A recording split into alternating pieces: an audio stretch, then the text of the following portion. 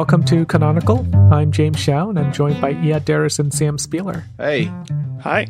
Today, we are wrapping up our series on campus novels. For this series, we read The Secret History by Donna Tartt, Stoner by John Williams, and The Human Stain by Philip Roth. You can find our reviews and discussions of these books in our previous episodes. We also have a book club on Reddit at Canonical Pod, where we continue our discussion. You are welcome to join us there and discuss what you thought about these books. In the episode description, we've also included a link to our bookshop.org page. Every purchase you make will support us and also your local bookstore. So let's get started. Which of these three novels did you like the most? I know Iad's answer. What do you think it is? You're a stoner man. Well, yeah, of course I like stoner best because I have good taste. Ooh, shots fired. So which is your second choice then? Secret History. Yeah, because you were not a fan of Roth, or at least of The Stain. Well, I think that The Human Stain is one of those novels that you feel kind of guilty for not liking. So I don't want to say too many bad things about it, but I do feel like it was much easier to like The Secret History, and I felt like Stoner was much more profound. I'd agree with that, but I still put The Secret History first on that list. So what's on the bottom? Also, Roth, probably. You're going to get the Roth Mafia coming after you? Is there a Roth Mafia? They're all pretty old, I bet. Everyone in the Roth Mafia. Very slow moving. Yeah. All right, James, what did you choose? I mean, it'd be the same, I think. Though Stoner and Roth are pretty close for me. Really? I think there are some redeeming qualities of The Human Stain. Like, we talked about this, right, last week. I think that even though it was kind of a slog to read, there were moments that were quite good, and I understand why he made some of the choices he made. I can understand that you like The Secret History. You did say it was perfect after all. What I'm wondering, though, is why you're saying that Stoner and The Human Stain are neck and neck, because to me, there's a huge difference. Yeah, I'm also curious about that. I think there are a couple of reasons. One, I think that The Human Stain does take on important issues. They're more political and contemporary issues, so it's different from Stoner. Stoner takes on more timeless issues, but I don't think that necessarily means it's better. It just means it's different. I think the execution of the themes are better realized in Stoner, but I think The Human Stain has something that Stoner doesn't have. I think it has more suspense.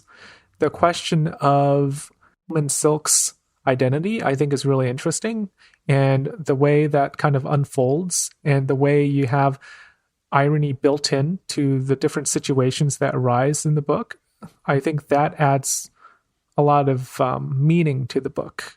So it's different. The way that he achieves complexity in the novel, it's very different from how Williams achieves complexity. Williams does it in a very minimalist style, and he asks you to kind of do a lot of work to unpack what's going on. Roth does it by creating kind of a pastiche. That's why I said last time. He throws a lot at you, and instead of asking you to uncover, what he does is he asks you to look at patterns. Well, what I would say is I agree with you here. I think with Stoner, it's more evocation. It's a very evocative novel. And with Roth, I would say that the style is almost like misdirection. Like, there are interesting things in the novel, but so much of it is drawing you in a different direction, and you kind of have to ignore that. And for me, with my reading experience and my reading time, I don't really want to fight the novel in that way. Like, I felt like whatever I could get out of The Human Stain, I had to fight against Philip Roth to get out of it. Yeah, it's kind of like if you're a detective and you're trying to make sense of something. With Stoner, you have all the information, but there's just not very much of it. So you're connecting dots very carefully. Whereas with Roth, there's just so much evidence in front of you, and you have to sift through it. I also think another factor is what Stoner does really well is it strikes that single note. And this is what we talked about in our episode. It keeps on striking that note of tragedy or sadness, and I think that's fine. What I liked about Roth, though, is there are more moments of humor, at least. And I also found it quite moving. I know that, you were really moved by Stoner, especially by the ending. The ending of Stoner didn't really affect me that much. I was actually more affected by the ending of The Human Stain. What's interesting about these two books is they are both studies of a single character, and they kind of unpack their lives, and it's done differently. One is done in chronological order, and the other is done kind of in an investigative way. I found that The Human Stain moved me more at the end when you kind of get the whole history of this person. It's partly, I think, due to the fact that this question of identity is something that hits me more personally. And so it's something that I enjoy reading more about. Whereas this question of stoic perseverance, of living life to the fullest in a very limited way, or appreciating life in this kind of I don't even know how you would describe it. How you would describe the way one appreciates life in Stoner, but I guess to appreciate life in a minimal way, or to appreciate what little you did do in life. That didn't really move me much. All right, you guys ready for another hot take? Yeah. Even though I really liked The Secret History, in terms of being a piece of art, I think that both Stoner and The Human Stain are far more important than The Secret History. Where The Secret History shines is just as a piece of entertainment. But as a piece of art, I think it has much less to offer. I think you're right. I don't see much deeper value than an interesting story. It does dive into the psychological states a little bit, but that's not new necessarily. What it does well is that it presents a really well-crafted story. Yeah. To be honest, my take isn't particularly hot because it's exactly the same take that people had when Tartt won the Pulitzer for The Goldfinch a few years ago. So it's a cold take, it's a lukewarm take, but I still feel pretty strongly about it. And that's me liking the book. Yeah, and I also really like the book, but I feel the same way. I don't think it offers too much in the way of ideas. For me, the appeal is largely technical. I really like how she achieves what she does achieve. I think what she does is she kind of fools you into thinking that this is a book about not much, but it's about more than that. But it's not about much more than that. So we've been talking about the differences between them, but I think a similarity in all three novels is a professor enters into conflict with a student that results in the professor having lost power or prestige in some way. One of the more interesting traits of the campus novel to me is how this genre actually subverts expectations of power. There's a lot of talk in popular culture, especially in academia, about tenure and how that gives professors too much security. But in these novels, the positions of power are actually precariously held. So while hierarchy is an obvious characteristic of the campus novel, I think we might say that more accurately that it's the subversion of that hierarchy that brings life to the campus novel. I think what makes a subversion of power in The Human Stain interesting is that the initial incident when Coleman Silk uses the word spooks is actually undermined by pretty much every character in the novel. I don't think anybody legitimately thinks that he's a racist, but the other professors use it as an opportunity to take him down for other campus politics reasons. So I think that it's not a case where the students create an uprising against a racist professor or even a professor that they think is really racist and use their power as underdogs to take down the big dog, but rather it's a case of backstabbing within the walls of the ivory tower. So in that sense, it's not really a subversion, but rather a case of infighting. I think in the other novels, it's a bit different, though. Well, actually, no, in Stoner, it's also infighting as well. There isn't really any case where a student really challenges Stoner. In Stoner's conflict with Walker, he ends up victorious anyways. I don't think he ends up victorious because even though he maintains his position, Walker continues to attend the school, and I believe he graduates. Yeah, but he doesn't pass his qualifying exams, which is what Stoner was fighting for. I mean, I think Stoner's position was not to stop Walker once and for all. Like, he didn't intend to kill him or anything. It's just when he was serving on the panel, he was not going to dignify that performance. If he's not on the panel, it's out of his control. In order for these to be campus novels, in order for these stories to be interesting at all, they have to be different from what campus life generally is, right? So these are extraordinary circumstances, except maybe for Stoner. Stoner is more straightforward in its approach to campus life and professorial life. But The Secret History is very, almost fantastic.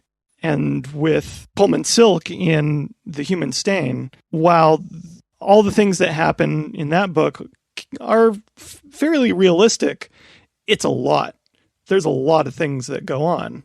Not just subversion of power, but there's subversion of race. There's a mess of different things going on that make it extraordinary. And I guess that's true with most novels.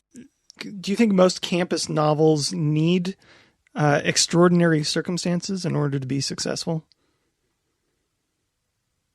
Well, Stoner doesn't have any extraordinary circumstances. I guess you would say also it wasn't successful, so yes. But Stoner is the outlier in that category, I think.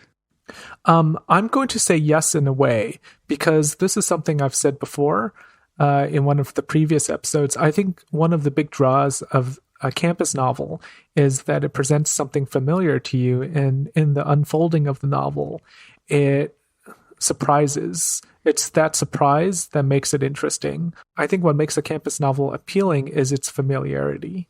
And then what makes it interesting is the way it kind of surprises you and plays with that familiarity. So, for example, if you've attended college, then you are probably very familiar with power-tripping professors. And to have this kind of professor, especially a dean, receive his comeuppance, I think is surprising and also interesting. So in a way, yes, like I think it has to deal with that in some way. And it goes back to this idea of power, I think, where it plays with the idea of who actually holds the power. I'm going to say no to Sam, but also no in a way. So it's like that adage that art should make the familiar strange and the strange familiar. I think that pretty much any situation, not just within campus novels, but any situation can be the grounds for a novel, but it's the writer's task to make it appealing or captivating or interesting in some way. And I think that it can be appealing because you have something extraordinary happening, but you can also find something that's very familiar and make it interesting in another way. So I don't think it's necessary to be so unusual like you find in The Secret History. You don't need to have any sort of murder or any sort of bacchanal or anything like that. We're talking a bit now about plotting and whether a plot needs to be really fantastic or exciting in order to make a campus novel work. But I'm wondering about the popularity of the novel as it might depend on the characters inside of the novel. The popularity of campus and academic novels as a genre, it says something to me about the role of academics in our society and the role of novelists in our society.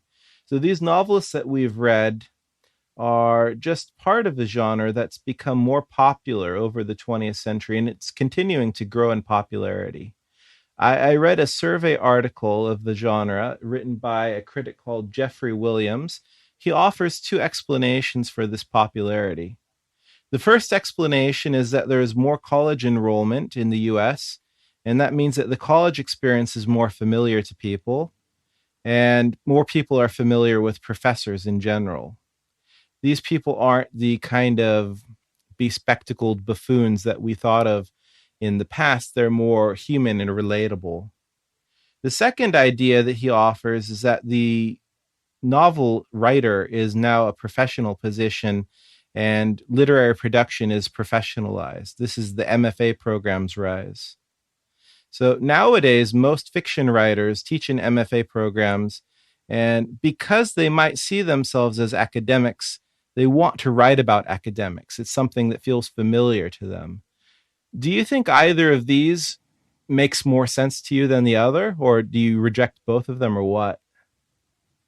I'm generally not very interested in the campus novel as a genre, the same way that I'm not very interested in writers as characters. I think people who have not been in academia, maybe, but are interested in it, the same way people who either are not writers or don't know a lot of writers might be interested in a writer as a main or central character. They might be more interested in the campus novel and those characters. But it seems lazy to me. And yeah, I guess it's about people writing what they know. And as you said, or as Jeffrey Williams said, more people in MFA programs writing about themselves and their own experiences. But the whole idea of the PMC, the professional managerial class that he points out in that article, that highlights to me exactly what I find not very interesting about the professor as a central character. The idea that the professor is just another white-collar worker now makes that character a lot less interesting to me. Now it's more just stories about office work and office intrigue.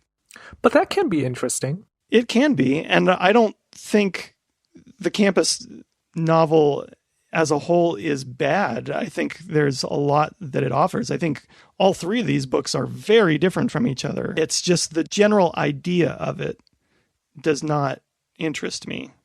I'm happy to be proven wrong, and I think I was sort of with these books, but I also just generally would not seek campus novels out.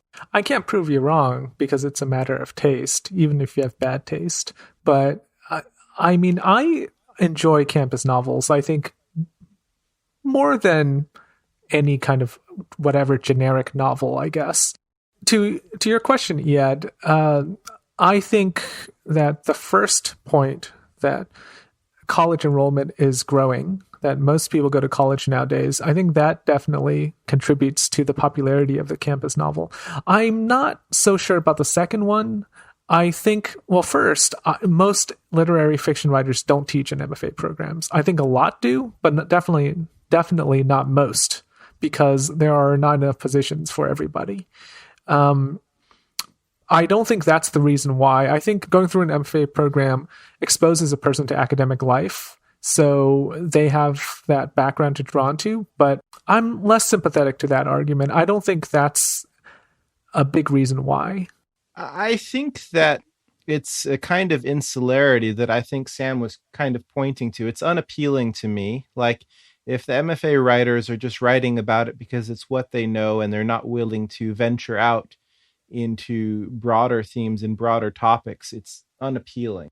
I think for most people, the first reason is more salient to them. It's in general, it's more nostalgia than anything. Most people think about college in a positive light, and so they like reading about the things that are distant from them that they liked in the past. In terms of professors being common people nowadays, I think we do see that, especially with Stoner, and also to a lesser extent with Coleman Silk. I think those two do seem like very typical sorts of people, or much, much more so than Julian Morrow in The Secret History.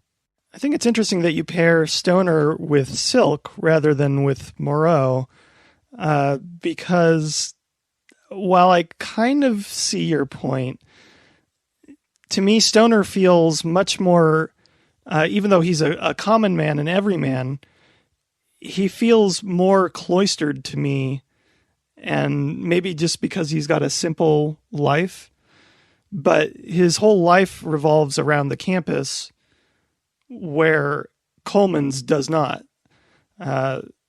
I see him closer to Moreau in that way, even though Moreau, yes, is more of this eccentric, odd, old-fashioned type of professor that we see in such books. Yeah. Well, I think the reason why he stands apart is because if we look at Jeffrey Williams' article, he would divide these novels. He would say that The Secret History is actually a campus novel because it focuses on the students, and The Human Stain and Stoner are academic novels because they focus on the professors.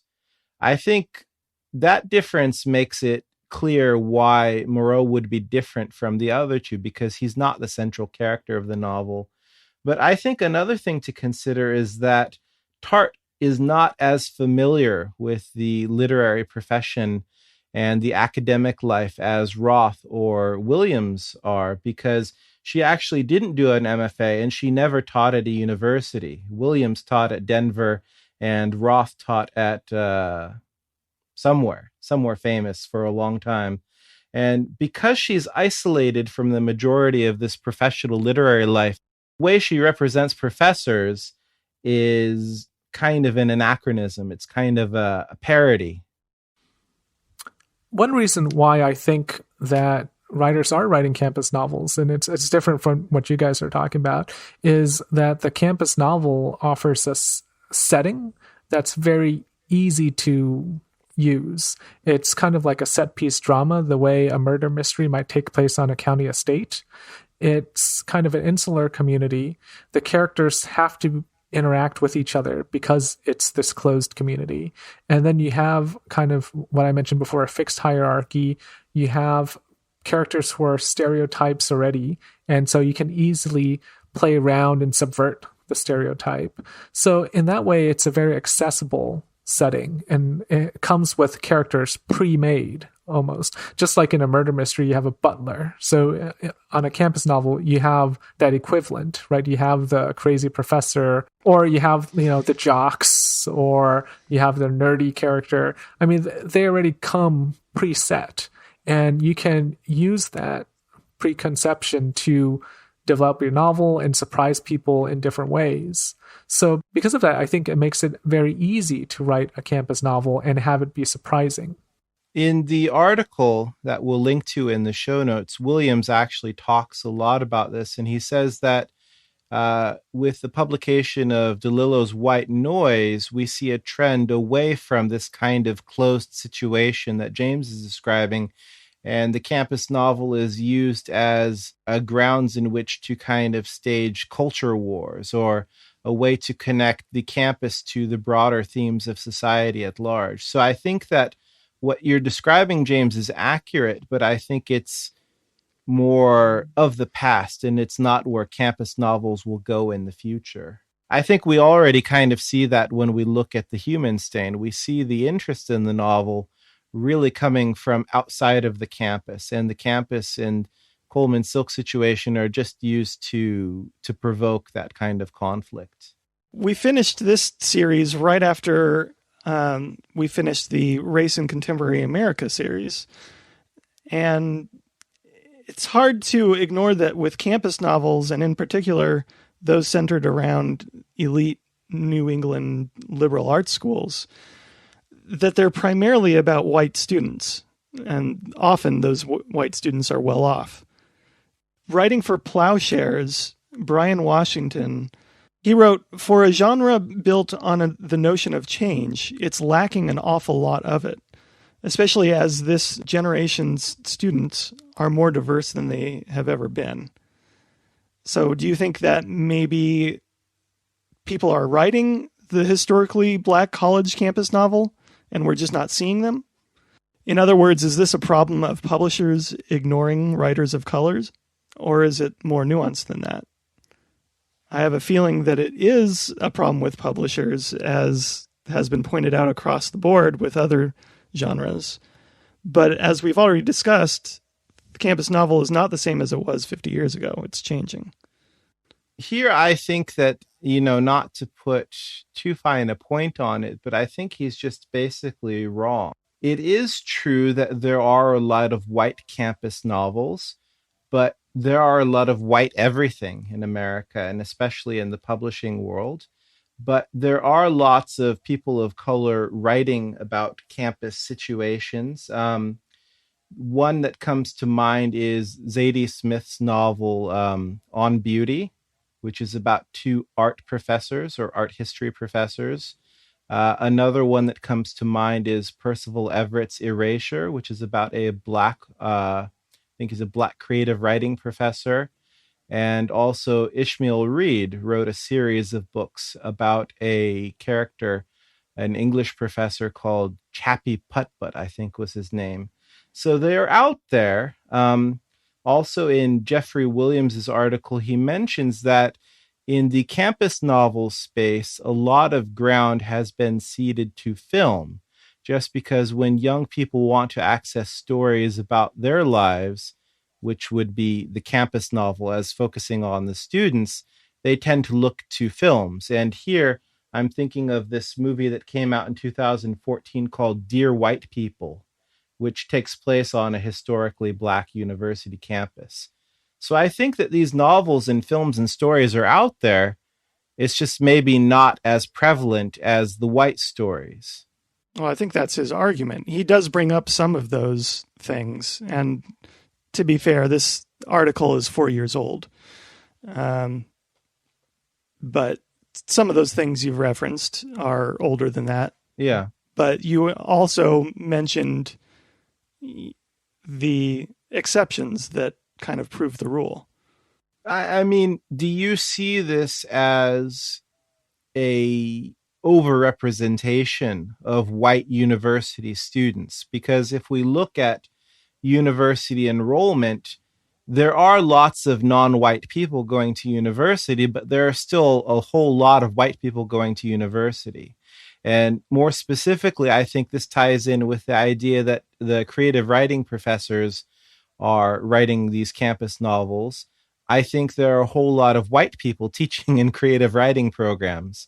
So I think that it's not necessarily a problem of the publishing world kind of hiding these stories, but a case of the people who want to tell these stories happen to be white, and the people maybe who want to read these stories sometimes also happen to be white.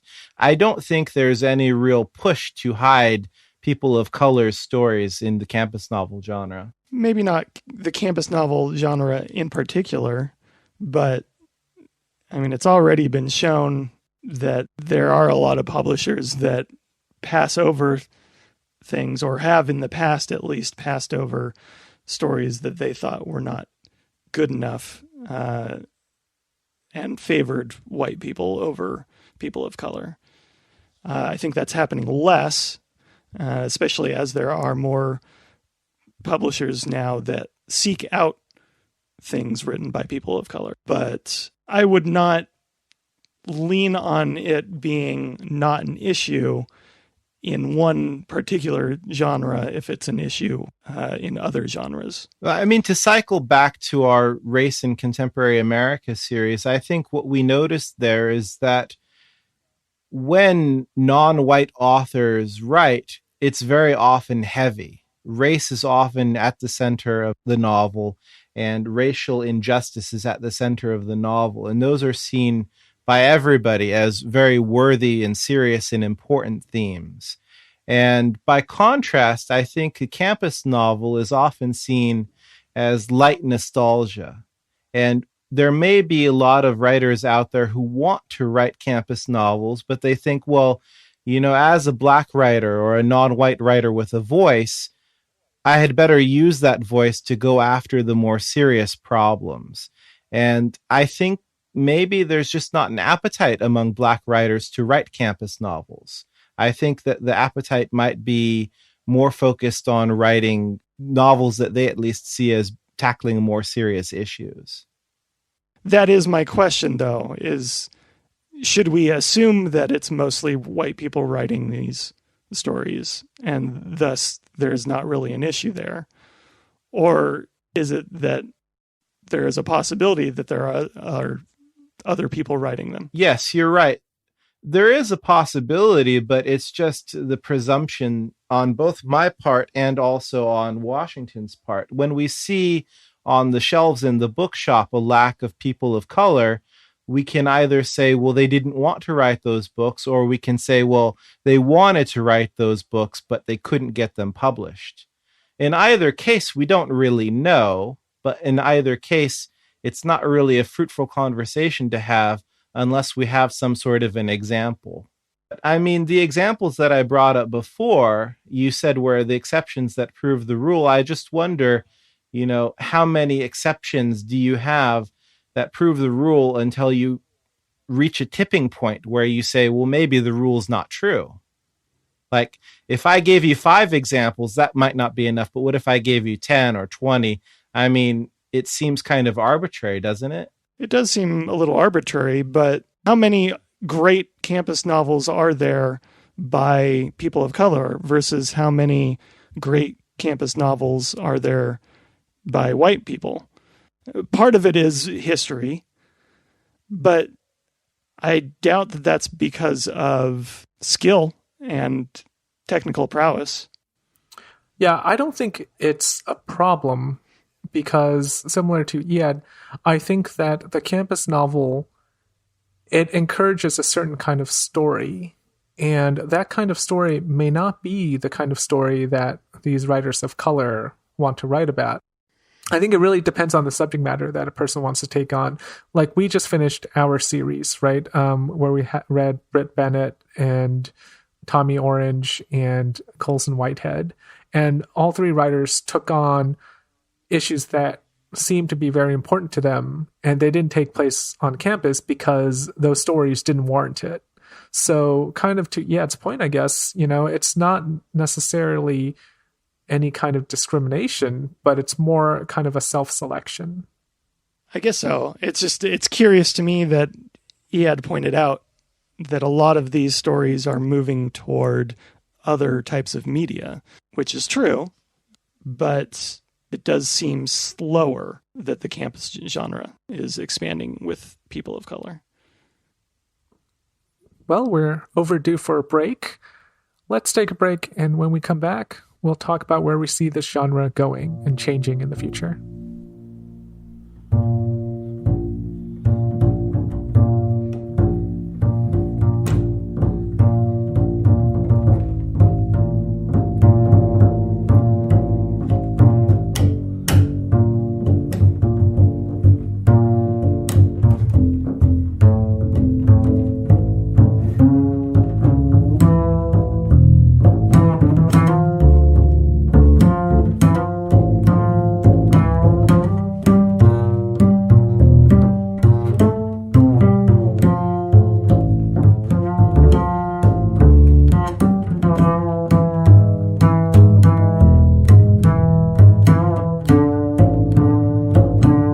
Welcome back. So, where do you guys think this genre is going? How will campus novels be different in the future? I think what William says really makes a lot of sense. The novels that tended to focus on the students are going to vanish from the novel world in general. I think that this isn't specific to the campus novels, but specific to fiction in general, that young people are reading less and less, and when they want those kinds of stories about their lives, they're just going to look to TV and movies for it.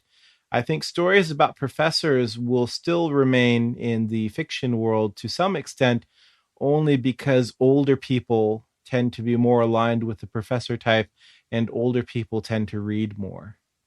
I don't know if I agree with that.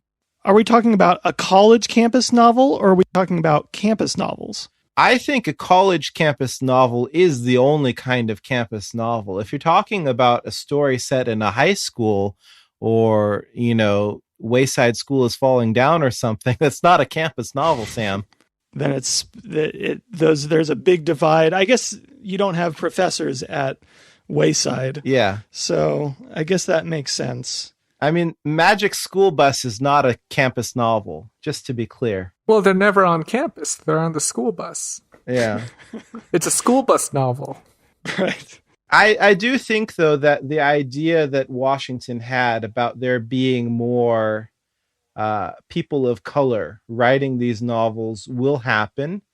I think that it will happen not because anybody particularly was clamoring for it, but just because as society changes, people will choose to write different novels and people will choose to read different novels. I think what's going to happen is the campus novel will become less distinct and special. It'll just be a setting rather than a setting that carries any import with any of the, what I previously mentioned, all the stereotypes. I think because more and more people are going to college, that the setting will become so generalized, that might as well not be on campus at all. It's not a really mysterious place anymore if everyone is familiar with it, or if a lot more people than ever were before. Yes, it'll be as generic as the city novel, right? Like you might read Cavalier and Clay and say, yeah, it takes place in the city. You might read a novel that takes place on college and you wouldn't think, oh, this is a campus novel. You'll just say, oh, it takes place on a college campus. The only thing I would say to that is that the setting itself will probably change, because when we talk about campus novels, or at least when I talk and think about campus novels, I have in mind a very specific American type of college campus. But in the rest of the world, the college campus is very different. Like in the UK, most colleges don't have a quad, they don't have dormitories, they have urban campuses. So the American campus is kind of the progenitor of the campus novel. And if colleges change or if readerships change, I think you're going to find that the setting will also have to change. Okay, let's conclude here. Thank you for listening. You can find our reading schedule on Reddit at Canonical Pod, where we also post threads for our book club discussion every Wednesday. You can also find us on social media at Canonical Pod. That's Canonical Pod, one word. We'll be back next week with a new series, Postmodern Novels of the South, and we'll be reviewing John Kennedy Toole's A Confederacy of Dunces. Till next time, happy reading. We'll talk to you soon.